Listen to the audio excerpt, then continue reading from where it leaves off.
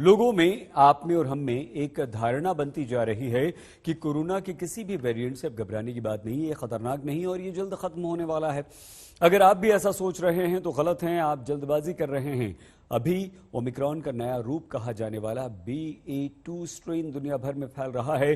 भारत में भी इसने पैर पसार लिए हैं। WHO ने कहा है ओमिक्रॉन को कोरोना का अंतिम वेरिएंट बिल्कुल नहीं कहा जा सकता, क्योंकि BA.2 स्ट्रेन की तरह अभी कोरोना से जुड़े नए वेरिएंट्स भविष्य में आते रहेंगे और ये खतरनाक भी हो सकते हैं।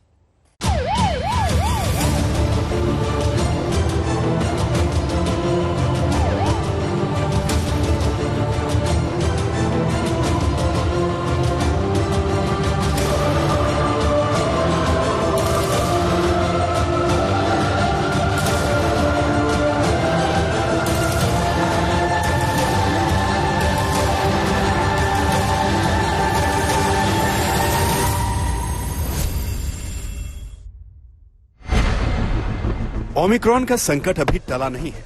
ओमिक्रॉन के नए सब वेरिएंट BA.2 ने एक बार फिर लोगों की चिंता बढ़ा दी है। एक तरफ दुनिया भर के कई एक्सपर्ट कोरोना के अंतिम दौर में होने की दलील दे रहे हैं। कोरोना की तीसरी लहर के पीक आने के बाद ये उम्मीद की जा रही थी कि कोरोना का अंत नजदीक है, लेकिन अब BA.2 वेरिएंट के आने के बाद मार्च में कोरोना के अंत वाली थ्योरी को बड़ा धक्का लगा है।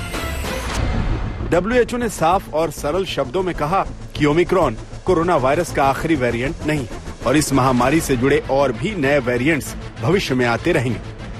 आसान भाषा में समझा जाए तो कोरोना अभी पूरी तरह खत्म होने वाला नहीं, जिसके सपने कुछ दिन पहले दिखाए गए थे। देश में हर दिन 3 लाख से ज्यादा नए कोरोना केसेस आ रहे हैं, लेकिन भारत में कोरोना की तीसरी लहर का अभी पीक नहीं आया है। IIT मद्रास की एक स्टडी के मुताबिक भारत में कोरोना की तीसरी लहर का पीक अगले 14 दिनों में आएगा, यानी अगले 2 हफ्ते 6 फरवरी तक कोरोना के केसेस अभी ज्यादा होंगे। हालांकि स्टडी के मुताबिक संक्रमण बताने वाली R वैल्यू 14 से 21 जनवरी के बीच 2.2 से घटकर 1.57 रह गई है। ऐसे में तीसरी लहर के अगले 15 दिन में पीक पर पहुंचने का अनुमान है, लेकिन अनुमान ये भी है कि अगले महीने की 15 तारीख तक रोजाना सामने आने वाले मामलों में कमी आने लगेगी।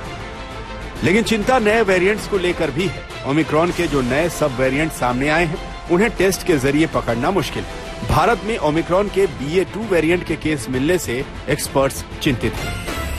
जैसा कि हम पहले भी देख चुके हैं कि ओमिक्रॉन में जो है तमाम सारे म्यूटेशंस हैं और वो म्यूटेशंस स्पाइक जीन में भी हैं, रिसेप्टर बाइंडिंग डोमेन में भी हैं, कुछ इंसर्शंस हैं, कुछ डिलीशंस हैं। ओमिक्रॉन की जो ये लीनिएज इस समय सर्कुलेशन में है, ये इस जीन को पिकअप नहीं कर रही है। तो अगर ऐसे कोई सैंपल आते हैं जो इस जीन को पिकअप नहीं कर रहे हैं, तो उसको इस जीन टारगेट फेल्योर की संज्ञा दी गई और उसको सीनोम सीक्वेंसिंग के लिए भेजा गया, जिससे ये कंफर्म हो सके कि ओमिक्रॉन नहीं है। देश में कोरोना वायरस के नए वेरिएंट ओमिक्रॉन की तेज रफ्तार के कारण कोविड-19 के एक्टिव मरीजों की संख्या बढ़कर करीब 22 लाख से ऊपर पहुंच चुकी है, जिसमें 17 लाख से ज्यादा मरीज पिछले 5 दिनों में आए। और कर्नाटक में हुआ कोरोना विस्फोट अपने आप में बहुत चिंताजनक है। कर्नाटक में रविवार को कोरोना के 50,000 नए मामले आए, लेकिन इसके बावजूद कर्नाटक सरकार ने राज्य में वीकेंड कर्फ्यू खत्म करने का फैसला किया है, क्योंकि अलग अलग राज्यों की सरकारों के लिए ओमिक्रॉन को हल्का फुल्का वेरिएंट मानना ही सुविधाजनक है। वैसे ये सच है कि बड़ी संख्या में मामले सामने आने के बावजूद अब तक के हालात दूसरी लहर जैसे नहीं, जो कि एक अच्छा संकेत है, लेकिन इस आधार पर निश्चिंत नहीं हो सकते। केंद्रीय स्वास्थ्य मंत्रालय की संस्था इंसाकोग ने साफ कहा है कि दिल्ली और मुंबई जैसे शहरों में कम्युनिटी स्प्रेड हो चुका है और देश के कई शहरों में ओमिक्रॉन के केसेस और बढ़ने वाले हैं। कोरोना की पीक की चिंता भले ही बहुत से लोगों के लिए चिंता की बात ना हो, लेकिन वायरस में लगातार हो रहे म्यूटेशन कितने खतरनाक साबित होंगे, इस पर WHO की चिंता बनी हुई है। फिलहाल ये जरूरी है कि ज्यादा से ज्यादा टेस्टिंग की जाए, लेकिन भारत में टेस्टिंग की रफ्तार भी कम कर दी गई। इसीलिए कोरोना के सही आंकड़ों और पीक आने के सही वक्त के बारे में कुछ भी पुख्ता तौर पर नहीं कहा जा सकता। मिलन शर्मा के साथ आज तक ब्यूरो।